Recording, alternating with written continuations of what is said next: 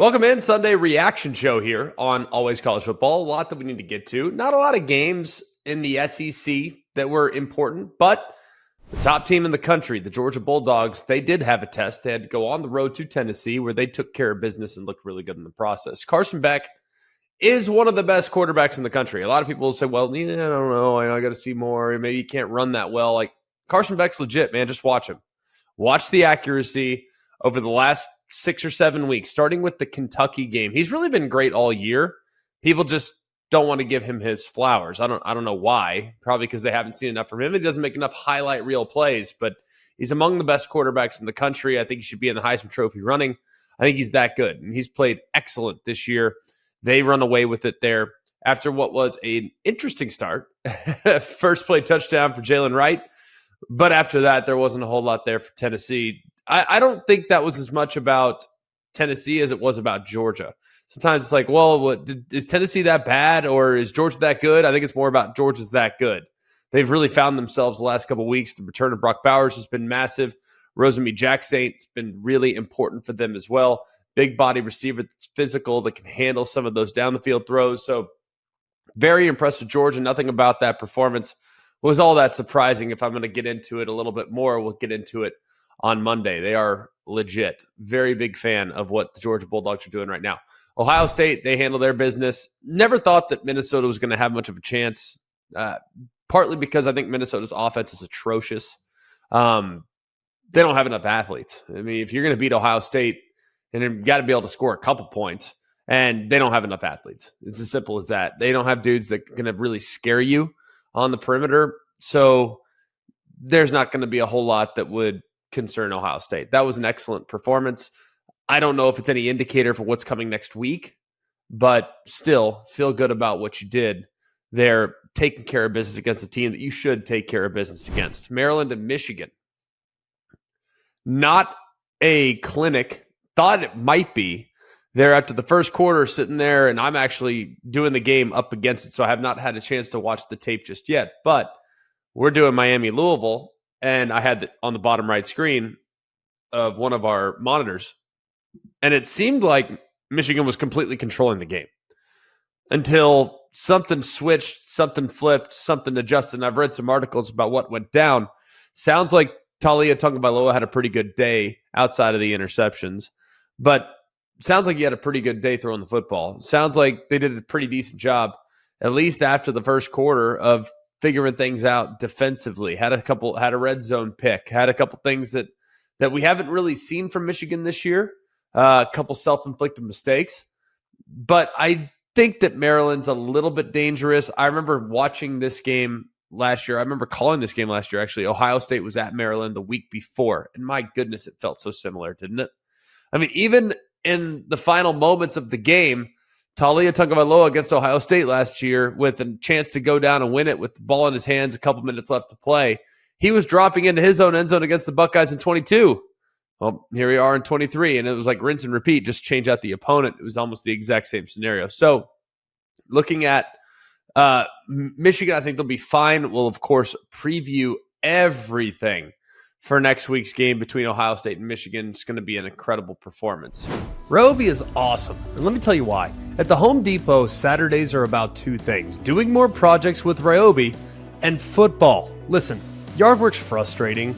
You don't want to be out there baking in the sun all day. You want to get it done fast so you can sit back and relax and enjoy watching your favorite team. Well, with just a pull of the trigger, you can dominate yard debris and leaves with ease without the hassle of gas with Ryobi. And the 18-volt ONE+ battery platform means that you can go from yard work to DIY in just one click, so you get more projects done faster. But what if the only time you have to take care of the yard is during game time? Well, get this. The cordless blower is perfect for football season with patented whisper technology that will make sure your outdoor space is tidy and you can hear the game while you do it. How cool is that? So get ready for more game with Ryobi in the Home Depot. How doers get more done. Florida State and North Alabama, a slow start here, but the big story is Jordan Travis's injury. I've tweeted this last night, and people are like, well, how are you supposed to tackle? We might as well play flag. Y'all, the hip drop tackle is not a safe tackle. It's like the horse collar 15, 16 years ago. Remember when T.O. broke his leg because of the horse collar, Terrell Owens? And everyone's like, oh, the horse collar's dangerous. Yeah, it is. Well, so is the hip drop. And they decided to make the horse collar tackle a 15-yard penalty. And the hip drop, I think, is something that we can phase out of the game if we enforce it with a penalty. It's not a dirty play, it's a dangerous play. And that's what happened to Jordan Travis. Probably has a tib fib, broken leg, nasty scene. Feel terrible for him. He's truly one of my favorite players that I've covered in, gosh, my entire career. I mean, we've called probably 7 or 8 games of his over the course of his career, 2 this year, and then multiple games in the last handful. And it's just heartbreaking to see him go down. It really is. And I feel terrible for him. If that is the final play of his college career, what a college career it was. And hopefully we can phase out the hip drop tackle. We've seen so many lower leg injuries, gruesome lower leg injuries because of the hip drop tackle. And I talked to Booker McFarland. He called me last night saying, how do you want to get rid of it? And I said, all we got to do is just continue to teach defenders to drive through the tackle. Well, what if you're getting drugged? Who cares? Like, so you give up a yard or two because you're getting drugged? How about you just drive through the tackler? We never saw the hip drop technique 7, 8 years ago. It's a new technique. So let's drive through the tackler. And this doesn't make me soft. By the way, there's human beings in those uniforms. We're not gladiators. So if we can make the game safer, we should do whatever we can to try to move it in that direction. But just hate it for Jordan Travis and feel terrible for him. I'm so bummed. I'm so bummed about that injury. And those that are already saying, well, Florida State needs to move down because their quarterback's injured. Okay.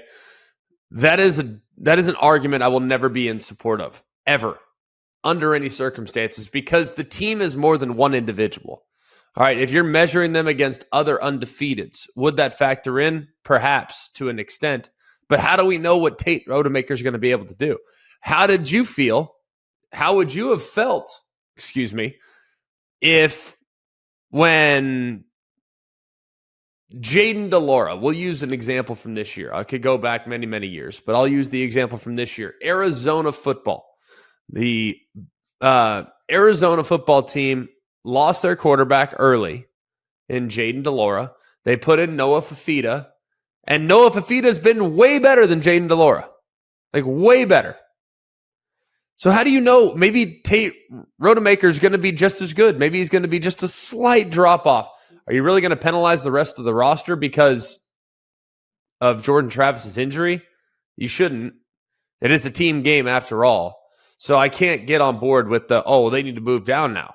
I mean, they lost their quarterback. That should impact their ranking. No. What should impact their ranking is who they beat, how they beat them, and how they look.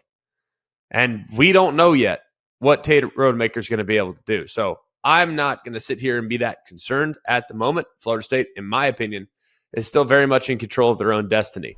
Have you ever dreamed of hitting the road in your very own customized Mercedes-Benz Sprinter? Follow college football all season long by hitting all the biggest games in college football's most celebrated stadiums. At ESPN, we dreamed that dream, and with the help of Mercedes-Benz, we made it happen. This year, our very own Jen Latta has teamed up with Mercedes-Benz designers to create a road-ready, fully functional, state-of-the-art podcast studio on wheels. The ride is pure Mercedes-Benz with all-wheel drive and the latest driver assistance, safety, and tech. The podcast studio must be seen and heard to be believed. A spacious and chill conversation space with mics, camera, and mixing board to capture the action. On board, Jen Latta will be interviewing some of the biggest names in college football. All points to Mercedes-Benz for always bringing some extra. Out back of the Sprinter, they're innovating, pushing the science of the tailgate, complete with grill, cooler, TV monitors, and more. This is #VanLife meets the fan life. To get an inside look to this one-of-a-kind, blow-your-mind collaboration came together, visit mbvans.com/sprinterlabs. The Mercedes-Benz ESPN College Football Podcast Sprinter, coming soon to a game near you. Washington was a team that I thought was going to struggle this week. And then when I saw the forecast, I was like, oh boy, this is not going to be good for the Washington Huskies. Just being honest. Rain falling there in Corvallis, Oregon. It obviously had an impact on the passing game. DJ Uiagalelei and Michael Penix, not really as efficient as they've been this year. But what was most intriguing to me was just how well Washington's defense played at times in the game. There were moments in the game. Now, I'm not going to sit here and say that Washington is now the 85 Bears. They're not. But there have been moments and steps taken by that side of the football for the last few weeks. So I am highly encouraged by the growth I've seen at that position on that side of the ball. Braylon Trice made a couple nice plays last night. And I thought that was the perfect situation for Washington to lose. Team that hadn't been playing that well, rain in the forecast, against a team that can pound it, got a good run game going up against that can play some keep away, and it wasn't a factor. I did think that Oregon State had some chances there in the second half. I didn't think Washington played their best football in the second half of that game, but they did enough. And anyone that is continuing to doubt Washington is, I don't know what you expect. Like, what do you want from them? Like, they've now gone on the road multiple times. They went on the road and beat Arizona. They went and beat Oregon State, a really good Oregon State team. People will say, that's just Oregon State. Oregon State's really good. If you try to make an argument that they're not, that's an uninformed argument. They're really good. And to be able to go on the road and get that done was pretty dang remarkable. I think that Washington has the third best resume in college football. And I almost feel like you can make a case that it's the second best. Because some people would probably have Ohio State in front of them as far as just sheer resume, right? We're not talking eye test. We're not talking about anything like that. I'm talking just sheer resume. Like, what has Ohio State done? Well, Ohio State's been amazing on defense and has really gotten better as the season's gone along. They've beaten Notre Dame. They've taken care of business against Penn State. But I think you could really make an argument that Washington should be higher. It's like people are waiting for them to fail. I, by the way, am one of them. I thought they were going to lose last week. I really did. People are waiting for them to fail, but they continue to get through it. And they're not a flawless team. There's no doubt. They are flawed in places. Absolutely. You don't play the way you did against Arizona State. You don't play the way you did, at times, even last night. They're a little bit inconsistent, but that's a really good football team. And they should be higher in the rankings than where they're at. They shouldn't be 5. They should be higher. And I'm hoping that the committee will acknowledge what they've accomplished here in the upcoming rankings. Oregon goes on the road, smashes Arizona State. Very efficient day from Bo Nix. We've come to kind of expect that from him. So it's not really that surprising. Texas, a lot of people thought they were going to be in trouble on the road at Iowa State. They did not start well in the game. Second quarter, things started to settle down a little bit, but they did finish. That was the first time we've seen in a while. Texas got better as the game went along, not peaking and then drifting off. I thought that was a really good win for the Texas Longhorns. They now will head to the Big 12 championship game, and big, I think, performance from them. I didn't know what CJ Baxter was going to be able to do filling in. I know that Jonathan Brooks has been kind of their heartbeat for sure. Have had a ton of respect for him all season long. But I felt like CJ Baxter in time will be just as good. I didn't think it'd be the first game.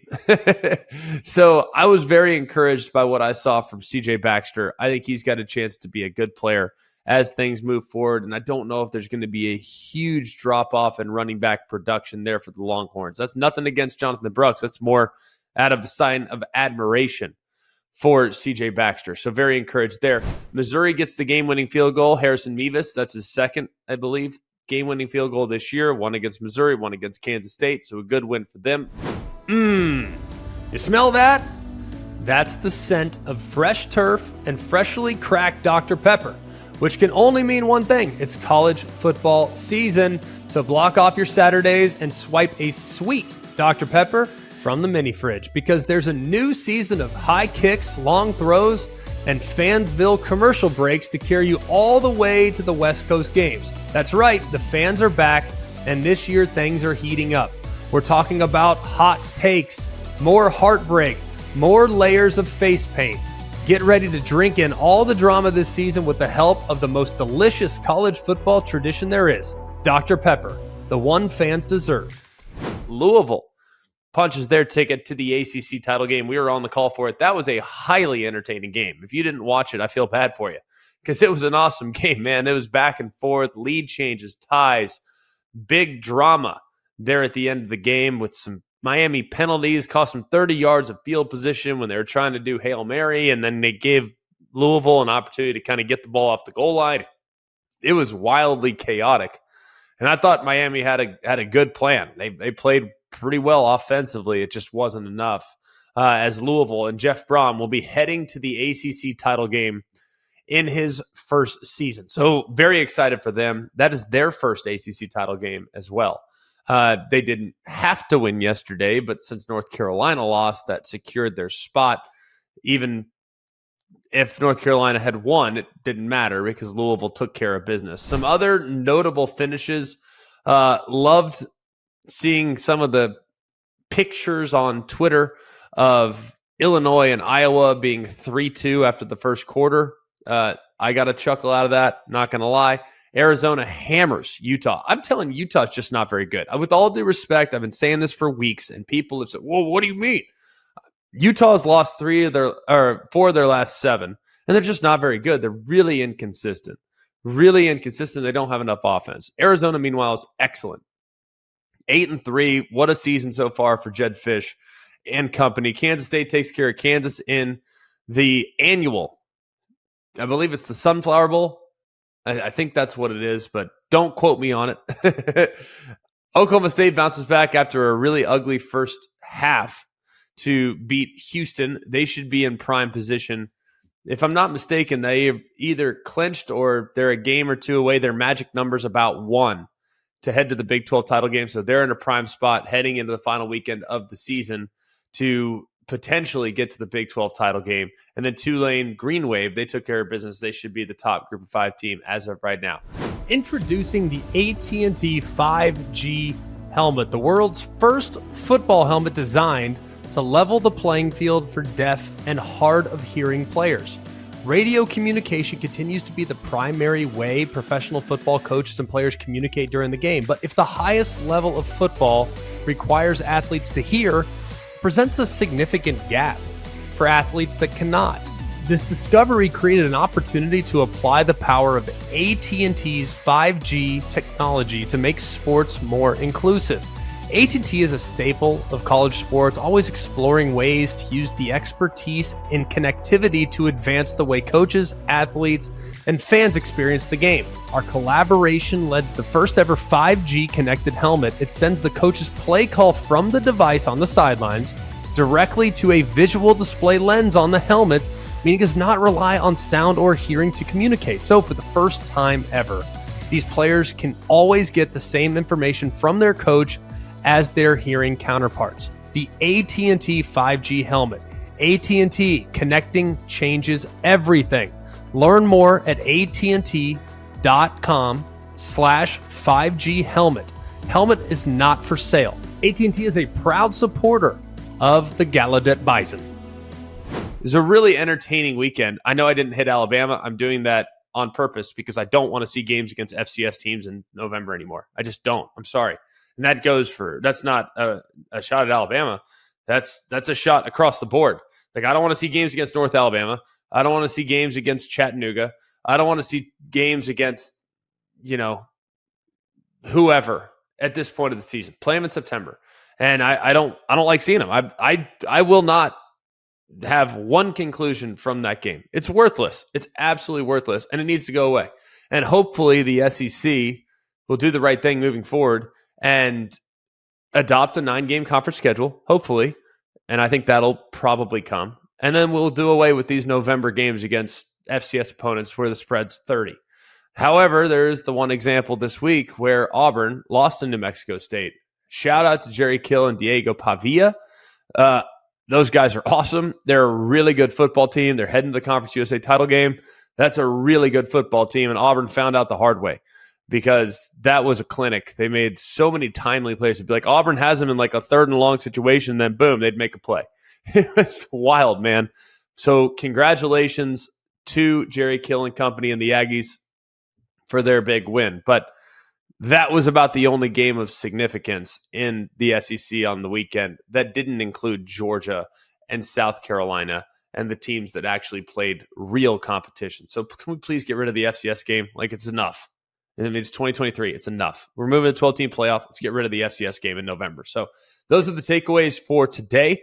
We will be back with you tomorrow. Have a bunch more for you here on Always College Football. Please like, rate, and subscribe to the podcast, and check back tomorrow for our 10 takeaways and our top 6 and all of our customary fun Monday show ideas. We also, this will be a little bit of a different week with games being played on Thursday that are really significant.